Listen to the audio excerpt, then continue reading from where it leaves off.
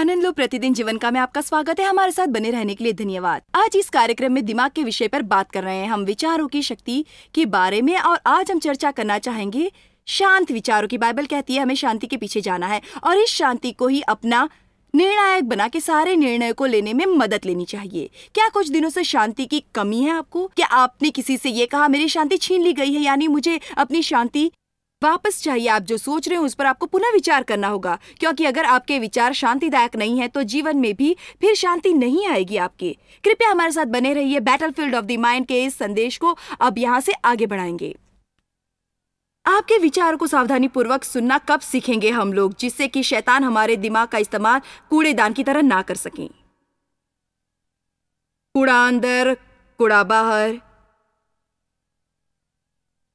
मजबूत पकड़ वाला क्षेत्र वो होता है जहां शत्रु का अधिपत्य हो। अगर शैतान का अधिपत्य आपके रवैये पर है, खुद के प्रति, ईश्वर के प्रति, भोजन के प्रति, पैसों के प्रति, या आपकी सोच का कोई भी क्षेत्र जहां उसका अधिपत्य हो, तो फिर वो हिस्सा उसके नियंत्रण में है। किसी चीज को खाते समय एक टुकड़ा मुंह से काटते हैं आप, तो जरूरी नहीं वो टुकड़ा आधा किलो का काटे। परंतु शैतान ने हमसे कहा है मैं तो भाई एक चॉकलेट का टुकड़ा नहीं खा सकता, अगर खाऊंगा तो पूरा खाऊंगा। पर आप ऐसा ना करें, बिल्कुल नहीं, कभी नहीं। आपके पास आत्मनियंत्रण की भावना है। आप चॉकलेट का एक टुकड़ा भी खा सकते हैं, दो भी खा सकते हैं, या पूरी चॉकलेट भी खा सकते हैं, या बिल्कुल नहीं खा सकते, क्योंकि परमेश्वर की आत्मा आप में विराजमान है।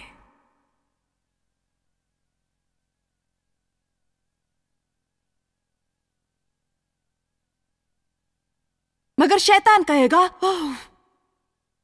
आप धूम्रपान कभी नहीं छोड़ सकते, ड्रग्स कभी नहीं छोड़ पाएंगे, इस समस्या से कभी छुटकारा नहीं मिलेगा, ये लत कभी नहीं छूटेगी, आप शक्कर नहीं छोड़ सकते, वजन नहीं घटा सकते, आप कभी ठीक नहीं होंगे, स्वस्थ नहीं होंगे, और नहीं आपके पास कभी पैसा होगा। कोई भी चीज आपकी मदद नहीं कर सकती अगर अपना मुंह खोल आप ये ना कहे अरे जा ओ शैतान, तू झूठा है, मुझसे अब कुछ और तू चुरा नहीं पाएगा कभी।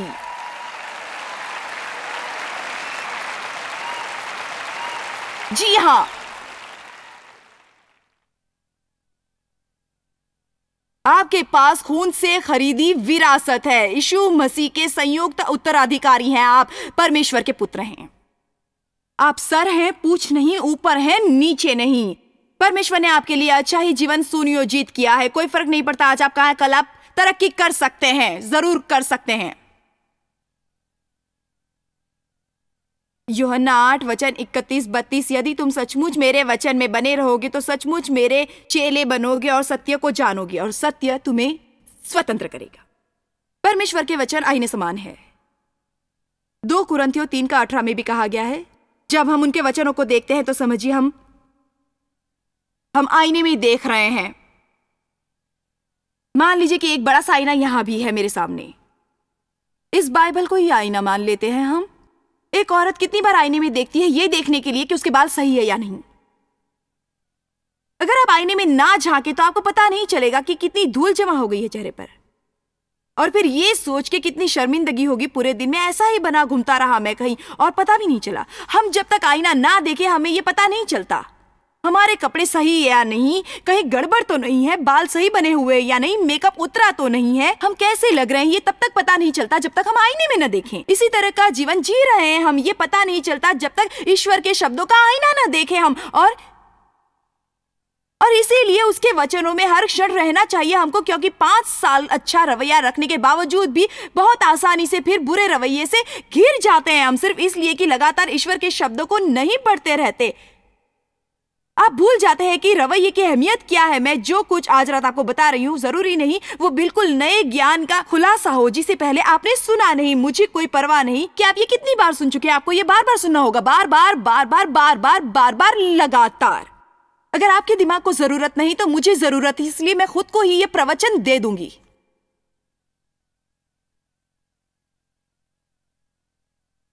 मैं जब यहाँ खड़ी हूँ अपने अंदर देखती हूँ तो पाती हूं कि ईश्वर के रक्त के माध्यम से परमेश्वर के साथ सही तालमेल हो गया है मेरा। अपने अंदर झांकने पर सही पाती हूं कि मुझे परिपक्व जीवन जीने की आवश्यकता नहीं, क्योंकि पश्चाताप और स्वीकार कर लेने से सारे पाप भी माफ हो जाएंगे। अपनी बाइबल से प्रेम होगा आपको, उसके वचनों से प्रेम करना होगा, एक अच्छी लाइब्रेरी जिसमें शिक्षा के टेप्स, सीडीज और वीडियो हो चाहिए। आपके पास नियमित अनुशासन रोजाना हिस्सा होना चाहिए। जिस तरह रोजाना पेट को खाना देते हैं, उसी तरह किसी ना किसी रूप में या किसी जरिए परमेश्वर के शब्दों का भी भोजन अपने दिमाग को दीजिए। जिस तरह से हैमबर्गर या हॉट डॉग के लिए जाने का कष्ट उठाते हैं और पैसे खर्च करते हैं।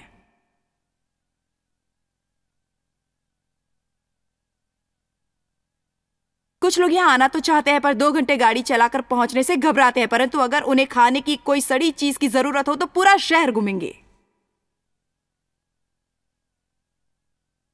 लोगों के इस आलसी रवैये पर मुझे चिढ़ होती है, पर छोड़िए, मैं हूं ना। मुझे तो आशीष दीजिए, मुझे आशीष दीजिए। लूका अध्याय 4 पर जाएं।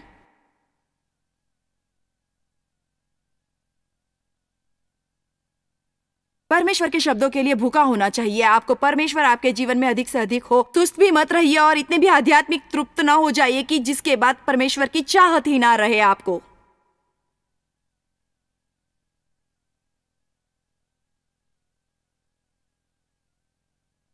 लूका 4:1। फिर यीशु पवित्र आत्मा से भरा हुआ यरदन से लौटा और 40 दिन तक आत्मा के सिखाने से जंगल में फिरता रहा, और इस दौरान शैतान उसे ललचाता और तरह तरह से परीक्षा करता रहा। उन दिनों में उसने कुछ नहीं खाया, और जब वो दिन पूरे हो गए तो उसे भूख लगी। वो भूखा था और उसे भूख का एहसास होने लगा। और आगे बढ़ने से पहले मैं यहाँ कुछ चीजें कहूंगी। पहली चीज, यीशु पवित्र आत्मा के साथ थे जब शैतान का आक्रमण हुआ। 2 समय ऐसे होते हैं जब शैतान आपके पीछे आता है, जब आप कुछ अच्छा कर रहे होते हैं और जब कुछ बुरा कर रहे होते हैं।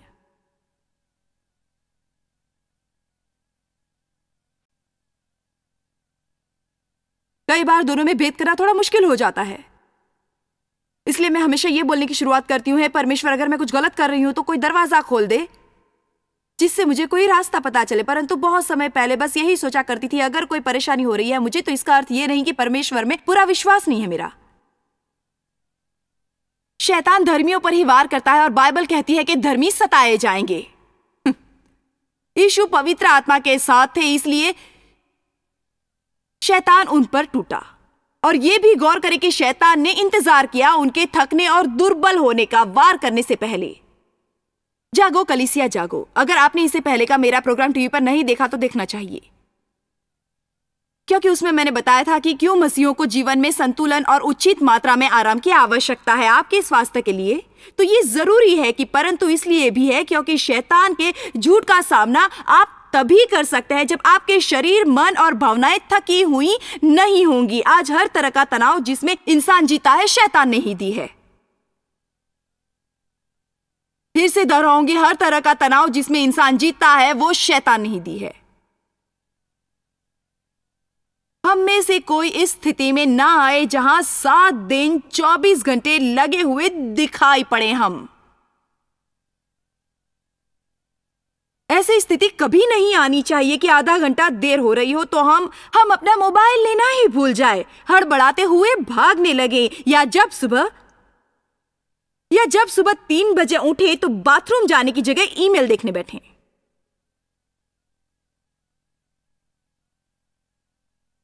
थोड़ा समय रखिए हाथ में, समझ रहे हैं ना मेरा मतलब? हम लोगों को सीखना होगा कि अपना ख्याल कैसे रखें। दोस्तों, आपको अपना ख्याल रखना ही होगा।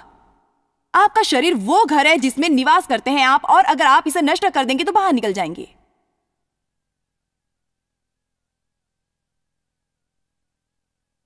बाहर जाकर दूसरा तलाश नहीं कर पाएंगे दोबारा।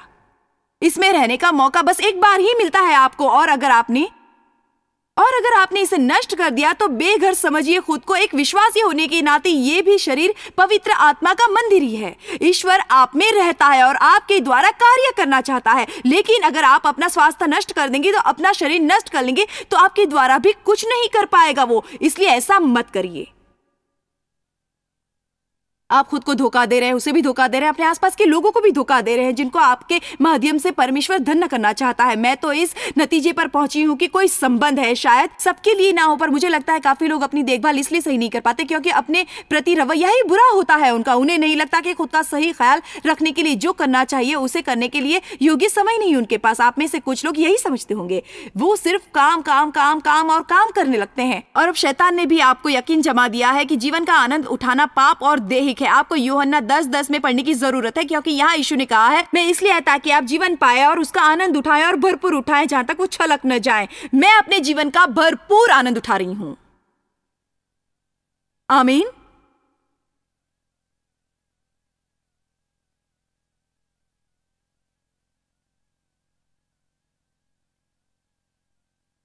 यीशु पवित्र आत्मा के साथ थे जब शैतान ने उन पर आक्रमण किया, जब वो कमजोर और थके हुए थे। पहली चीज जो शैतान ने की, और ये मुझे भाती भी है, सबसे पहले उसने यीशु से ये जानने के लिए सवाल किया कि वो कौन है। लूका 4:3 में देखें, अगर तुम परमेश्वर के पुत्र हो, अगर तुम परमेश्वर के पुत्र हो। क्या आपसे भी शैतान ने कभी ऐसा कहा, अगर तुम उसके रक्षित हो तो ऐसा क्यों करते हो? अगर परमेश्वर तुमसे प्रेम रखता है तो ये समस्या क्यों है? वो आपके अस्तित्व पर चोट कर रहा है। आप यीशु में कहां है, इस पे वार कर रहा है क्योंकि उसे पता है कि अगर आपका विश्वास हिल गया तो आपका जीवन फिर उसकी मुट्ठी में रहेगा। आपको जानने की जरूरत है कि आप परमेश्वर के पुत्र हैं। आपको पता होना चाहिए कि यीशु के रक्त द्वारा परमेश्वर ने आपको रचा है। आपको यह भी ज्ञात होना चाहिए कि आपका अभिषेक हुआ है। और शैतान को जब भी वो आपके विचारों पर हमला करे, ये बात कह देनी चाहिए। शैतान ने यीशु के अस्तित्व पर ही सवाल नहीं किए, बल्कि ऐसे कार्य कर दिखाने को भी कहा जो परमेश्वर प्रेरित नहीं थे, बिल्कुल नहीं थे। शुक्र है हमसे ऐसा नहीं कहा गया। इसे देखें, लूका 4:3। तब शैतान ने उसको कहा, अगर तुम परमेश्वर के पुत्र हो तो इस पत्थर को रोटी बना दो। अपने जीवन में हम कितनी बार वो करना चाहते हैं जिन्हें बाइबल में दैहिक कार्यों की संज्ञा दी गई है। कितनी बार ऐसा करते हैं? मुझे तो पता है मैं क्या करूंगी। मालूम है, मुझे एक आज चीज बता देती हूं, बस मालूम है। इन जॉयस मेयर की किताबों में से एक में कुछ जगह रेखांकित कर उन्हें घर ले जाऊंगी और उन पन्नों की जिन्हें मेरे पति को जरूरत है खुला छोड़ बिस्तर पर रख दूंगी उन्हें।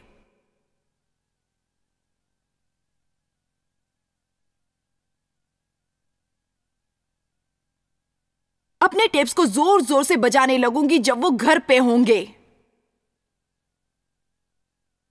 हम सबके अपने अपने तरीके होते हैं अपनी समस्याओं से पीछा छुड़ाने के लिए। मुझे पता है मैं क्या करूंगी और आपको पता है आप क्या करेंगे। अजीब पागलपन सा करेंगे, ये करेंगे, वो करेंगे, वो करेंगे, ये करेंगे, सब कुछ करेंगे और आखिर में फिर परमेश्वर के पास पहुंच जाते हैं और हम कहते हैं, मुझे जो करना आता था सब कर लिया मैंने, इसके आगे अब क्या करूं पता नहीं। फिर अब दोस्तों के पास भी पहुंच जाते हैं और बोलते हैं, मेरी सारी कोशिश कर ली, अब तो बस प्रार्थना ही करना बाकी रह गया है। सचमुच दयनीय है ये। कई बार दयनीय ही हो जाते हैं हम। प्रार्थना हमारी सुरक्षा की पहली पंक्ति होनी चाहिए हर चीज से पहले, और आगे प्रार्थना होनी चाहिए। अगर परमेश्वर चाहता है कि हम कोई कार्रवाई करें तो वो हमें स्वयं बता देगा क्योंकि हम उसके सामने गए हैं, परंतु पहले खुद कार्रवाई कर लेना और उसके बाद प्रार्थना करना ईश्वर से, ये उल्टा कदम होगा। परमेश्वर मैं ये करने वाला हूं, सफलता देना।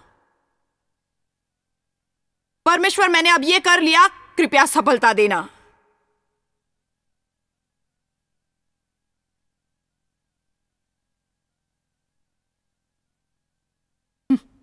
वचन 3 पर ध्यान दीजिए। जब शैतान ने यीशु से कहा, उसने उनके दिमाग में विचार डाला। ऐसे ही हमसे भी शैतान बात करता है, वो हमारे दिमागों में विचार डालता है। परंतु ये वचन मुझे पसंद है, ये लिखा हुआ है। बड़ी परेशानी में आ जाते वो, अगर पता नहीं होता कि क्या लिखा है। तब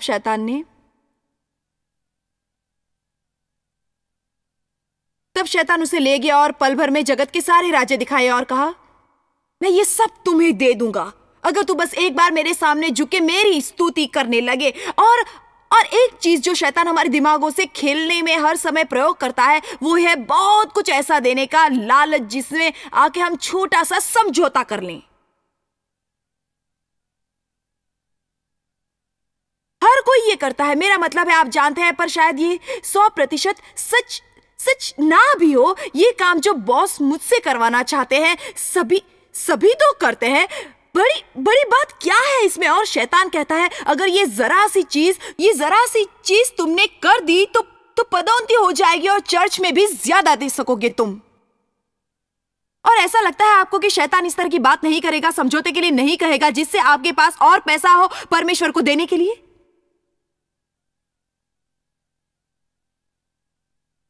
निश्चित ही वो ऐसा कहेगा और घर बैठ प्रार्थना करने की उनकी लॉटरी लग जाए जिससे कि वो साम्राज्यों को सब दे सके। अच्छी बात है, परंतु जो जेब में है अगर आप उसे नहीं देते तो लॉटरी लगने पर भी आप बिल्कुल नहीं देंगे।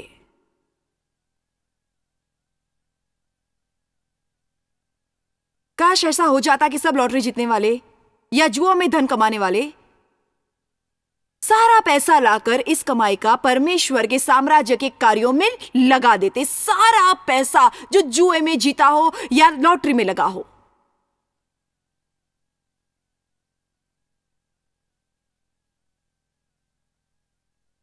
मुझे मालूम है आप में से कई मुझे खत लिखने वाले हैं, बस लिख ही डालिए।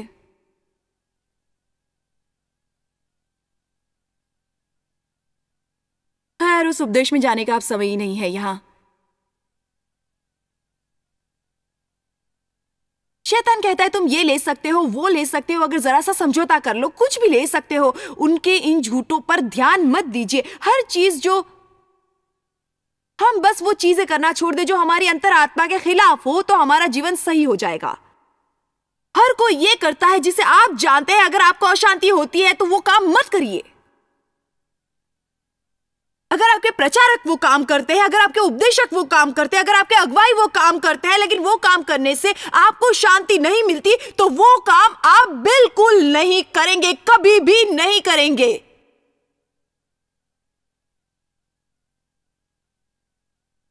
मुझे लगता है अब आप खुश हैं या कभी कुछ शंका है तय करने में?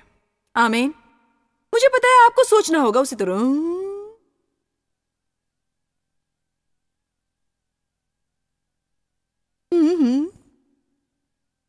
शैतान ने यीशु को सत्ता की, ताकत की, अन्य चीजों की पेशकश की, सिर्फ एक चीज के बदले बस एक बार मेरे सामने झुककर मेरी स्तुति करो। आप जानते हैं शैतान रोज हमें भी कुछ न कुछ ऐसा करने को कहता ही रहता है।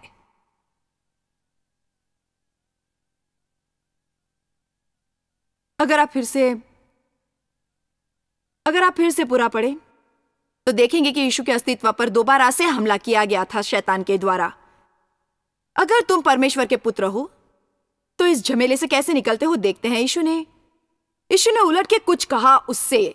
यह लिखा है, यह लिखा है, यह लिखा है, यह लिखा है, यह लिखा है, यह लिखा है। क्या आप जानते हैं बेहतर होगा अभी शैतान को पलटकर जवाब दें क्योंकि वो जिंदा है और इसी पृथ्वी पर है। इसलिए जागिए अब।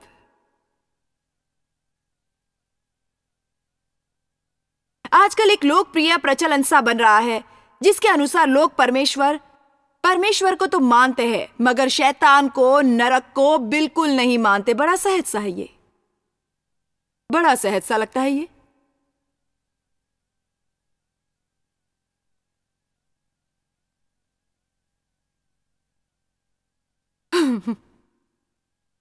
भाई मैं तो नरक पर यकीन नहीं करता, पर इससे वहां जाने से नहीं बच सकते।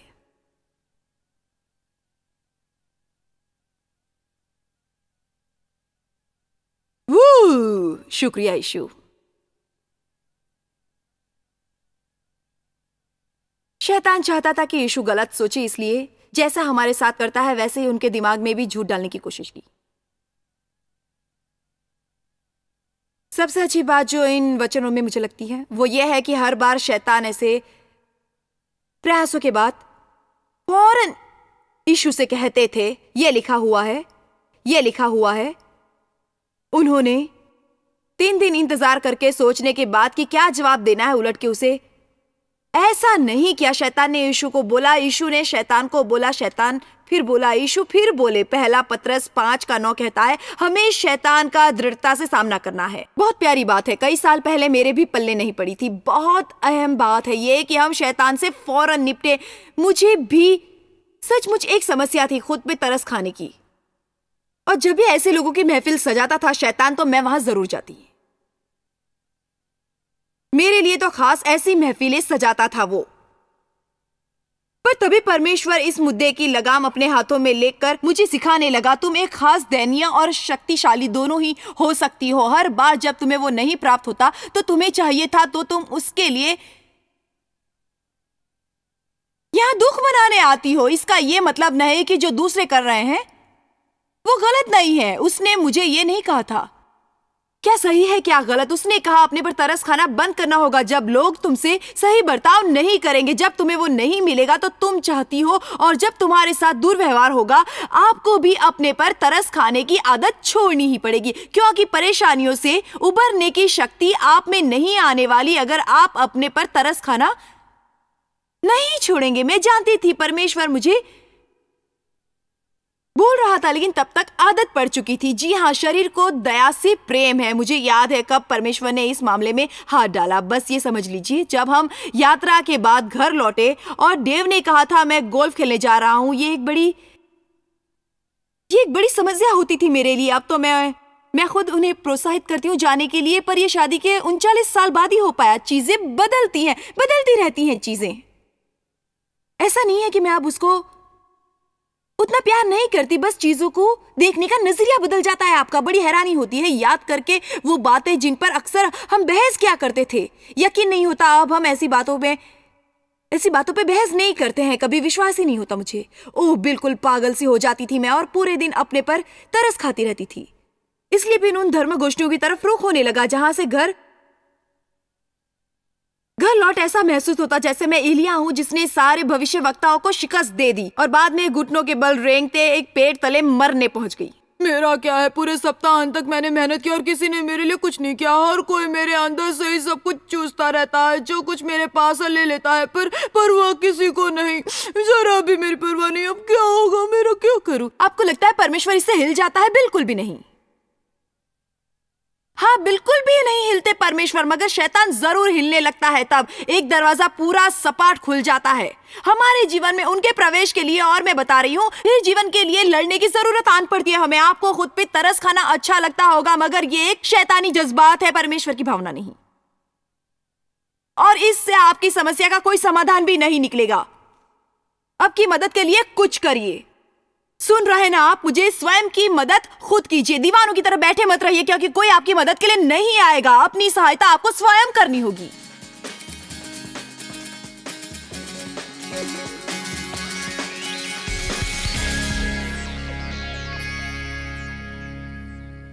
हमारे विचार सचमुच बहुत फर्क ला देते हैं, और जैसे ही मुझे ये बात ज्ञात हुई, मेरा जीवन बदलने लगा। मुझे याद है मैं भी यही सोचती थी कि हमेशा अपनी सोच को लेकर मैं कुछ नहीं कर सकती, परंतु ये एहसास जो मेरे सर में आता है, बस वही सोचना अनिवार्य नहीं।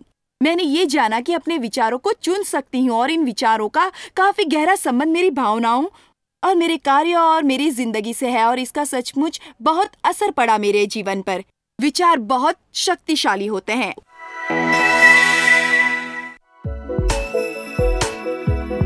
आप जितना जानते हैं उससे भी अधिक आप हमारे लिए जॉइस मेयर मिनिस्ट्रीज एशिया में महत्वपूर्ण हैं। हम आपकी सराहना करते हैं। आप सौभाग्यों का धन्यवाद देते हैं कि इस संसार भर की सेवकाई को आप सफल कर रहे हैं। एक साथ हम भूखों को भोजन, गरीबों को कपड़े दे रहे हैं और पूरे संसार में सुसमाचार प्रचार कर रहे हैं। हमसे आज ही संपर्क करें या लॉग करें jmmindia.org।